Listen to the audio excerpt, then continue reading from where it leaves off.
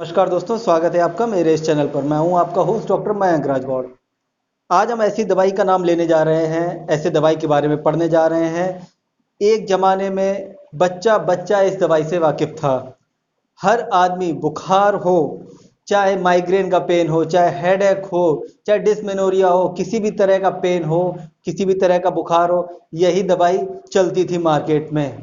लेकिन आज ऐसा ज़माना आ गया है कि टीवी पर डॉक्टर्स ऐड करते हैं कि इस दवा को ना लें, इस दवा से बहुत सारे नुकसान हो सकते हैं, इसकी जगह इसका दूसरा पैरासीटामॉल ले सकते हैं, लेकिन एस्पिरिन ना लें, डिस्प्रिन बिल्कुल भी ना लें। डिस्प्रिन नाम से ये मार्केट में बहुत फेमस है। और मैं आज इस वीडियो में आपको बताऊंगा कि क्या क्या बेनिफिट्स थे डिस्प्रिन के या एस्पिरिन के, लेकिन ऐसा क्या हुआ कि किन वजहों से एस्पिरिन मार्केट में बिल्कुल ही डाउन हो गई है। इसकी क्या क्या सब्स्टिट्यूट्स मार्केट में अवेलेबल हैं, इसकी जगह आप क्या क्या और दे सकते हैं, वो सारी जानकारी मैं आपको इस वीडियो में दूंगा।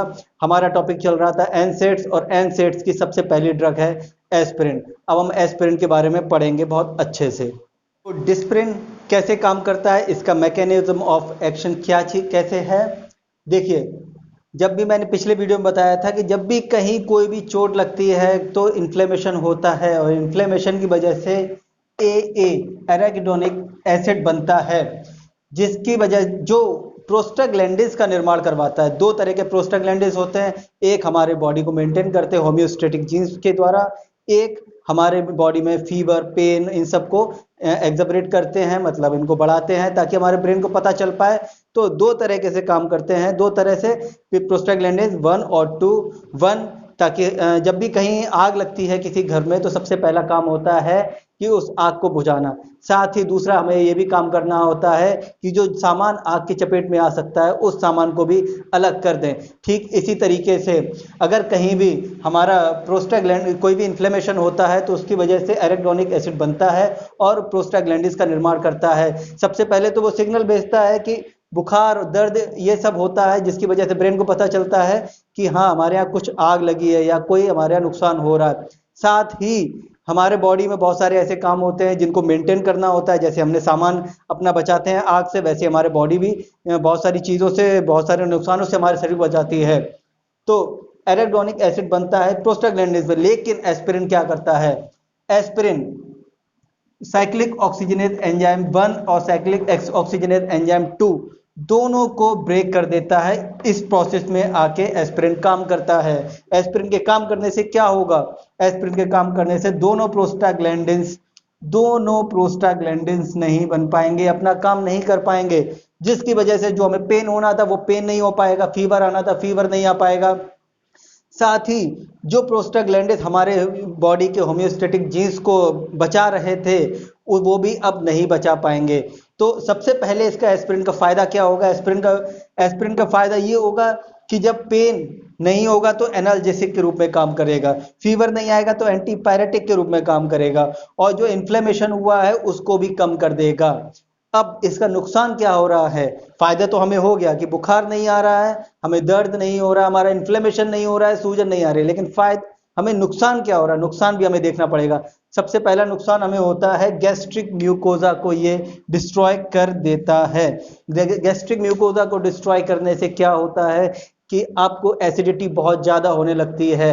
जो गैस्ट्रिक म्यूकोजा होता है उसमें इरप्शन होता है तो पेप्टिक अल्सर्स होने के चांसेस रहते हैं, परफोरेशन होने के चांसेस रहते हैं। इसके अलावा ये ब्रोंको कॉन्स्ट्रिक्शन करवाता है। ब्रोंको कॉन्स्ट्रिक्शन मतलब जो हमारे ब्रोंक्यूल्स है, जो हमारा लंग है, उसमें कोलैप्स करवाता है। ब्रोंक्यूल्स हमारी कोलैप्स हो जाती है और अस्थमा प्रेसिपिटेट होता है, तो सांस लेने में तकलीफ बढ़ सकती है अगर किसी को अस्थमा है तो देखा आपने एक ही तरह से कि एस्पिरिन हमारा क्या क्या फायदे कर रहा है और क्या क्या नुकसान कर रहा है। ये फायदे जो एंटी इंफ्लेमेटरी, एंटीपायरेटिक और एनाल्जेसिक हैं, ये इतने ज़्यादा थे कि, और इसके साइड इफेक्ट्स भी इतने ज़्यादा थे कि ये बहुत फेमस हुई।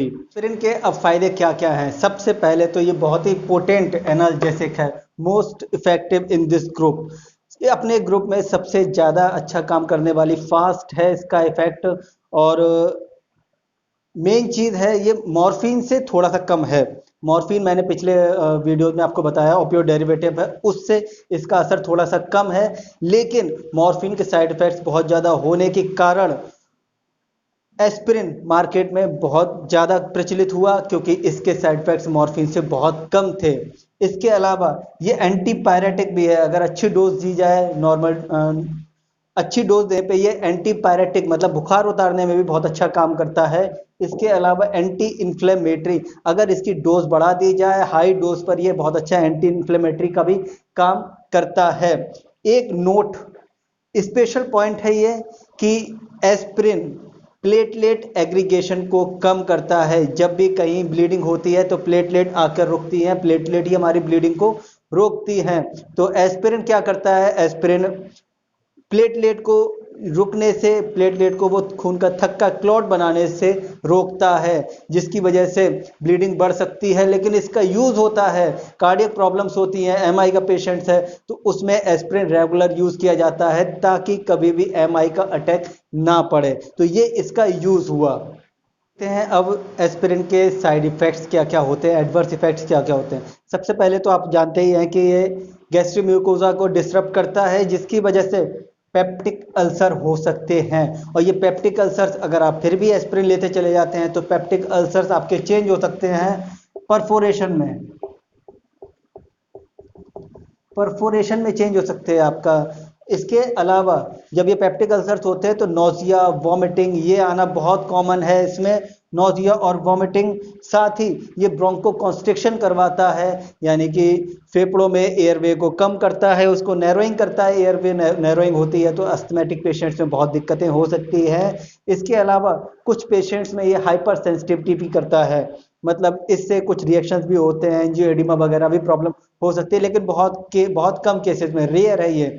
अब मेन इसका जो पॉइंट आता है कि ये सीजर्स प्रोड्यूस करवाता है, दौरे प्रोड्यूस करवाता है। अगर हाई डोज हम देते हैं एस्पिरिन तो इससे दौरे भी पड़ सकते हैं। ये इसके एडवर्स इफेक्ट थे। इन्हीं एडवर्स इफेक्ट की वजह से एक्चुअली ये बहुत अच्छा एनाल्जेसिक और एंटीपायरेटिक था, तो लोग इसे बहुतायत में इस्तेमाल करते थे और रेगुलर इस्तेमाल करते थे और डॉक्टर्स की सलाह भी नहीं लेते थे, जिसकी वजह से ये सारे एडवर्स इफेक्ट बहुत ज़्यादा आने लगे।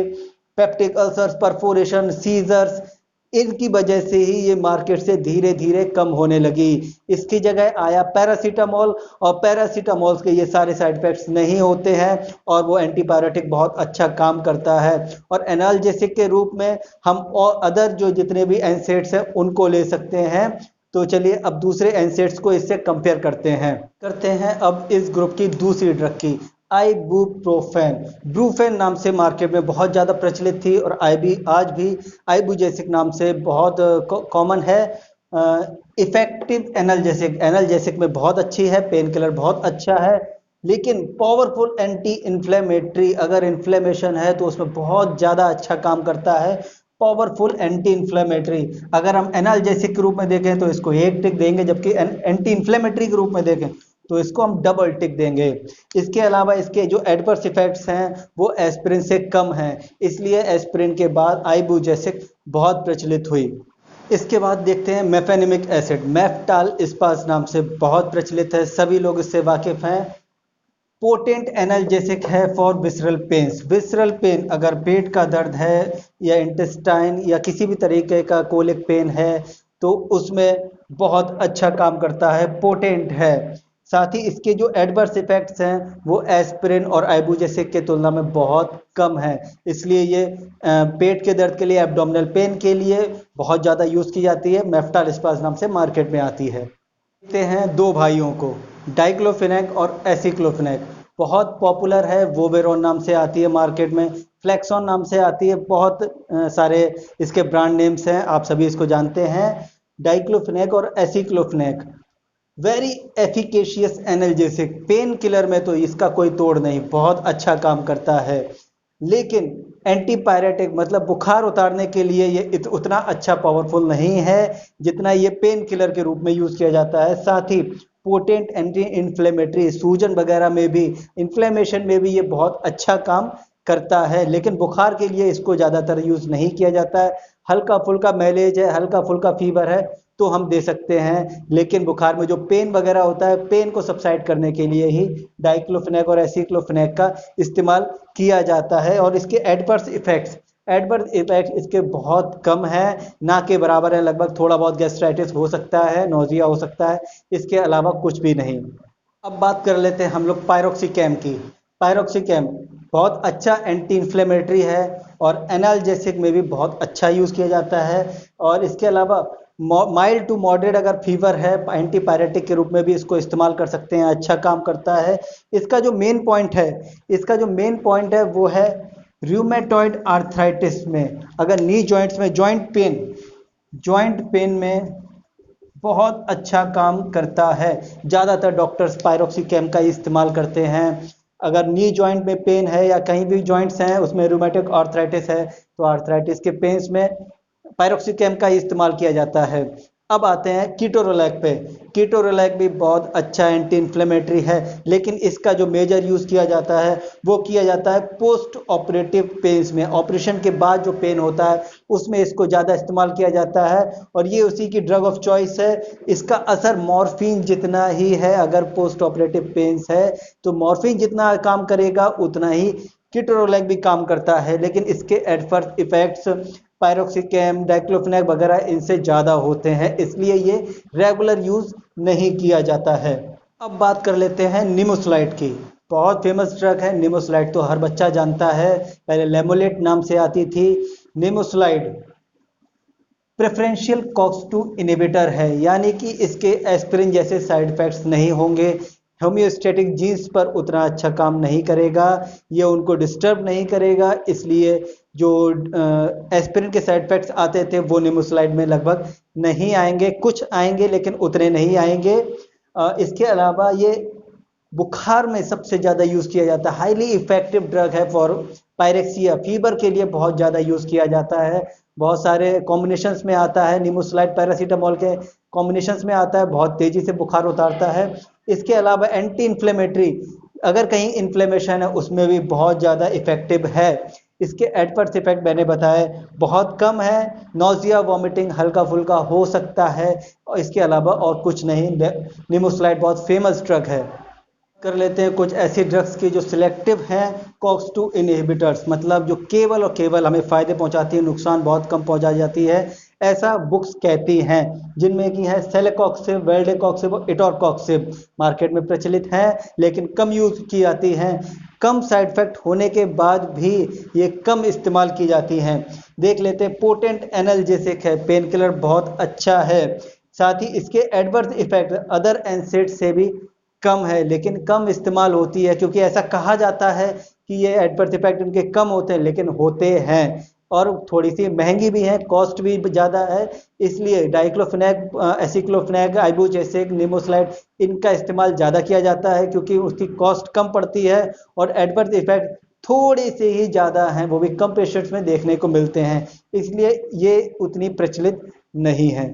इन ड्रग्स की हम डोज देख लेते हैं। कुछ स्पेशल ड्रग्स जैसे एस्पिरिन 500 mg सुबह शाम चलाई जा सकती है। आइबू जैसे 400 से 800 mg दिन में 3 बार ली जा सकती है। टीडीएस, डाइक्लोफेनेक और एसिक्लोफेनेक 50 से लेकर 100 mg सुबह शाम चला सकते हैं, कभी कभी दिन में 3 बार भी इस्तेमाल की जा सकती है। निमोसलाइड 100 mg बीडी सुबह शाम भी चलाई जा सकती है। इसके अलावा मेफ्टाल इस्पात मेफेनिमिक एसिड 250 से 500 mg टीडीएस तक चलाई जा सकती है। साथ ही पायरोक्सिकैम 20 mg सुबह शाम चलाई जा सकती है। इसके बाद 2 दिन बाद इसको ओडी में भी कर सकते हैं। अगर आपको मेरा वीडियो पसंद आया हो तो प्लीज़ लाइक करिए, लाइक करने से मुझे मोटिवेशन मिलेगा। मेरे चैनल को अभी तक सब्सक्राइब नहीं किया है तो प्लीज़ चैनल को सब्सक्राइब करिए, सिर्फ एक बटन दबाना है आपको, और बेल आइकन को जरूर प्रेस करिए ताकि सारे नोटिफिकेशंस आप तक पहुंचते रहे, मैं कौन कौन सा वीडियो डाल रहा हूँ। तो प्लीज़ आप मेरे चैनल को सब्सक्राइब करिए और मुझे मोटिवेट करिए। Thank you.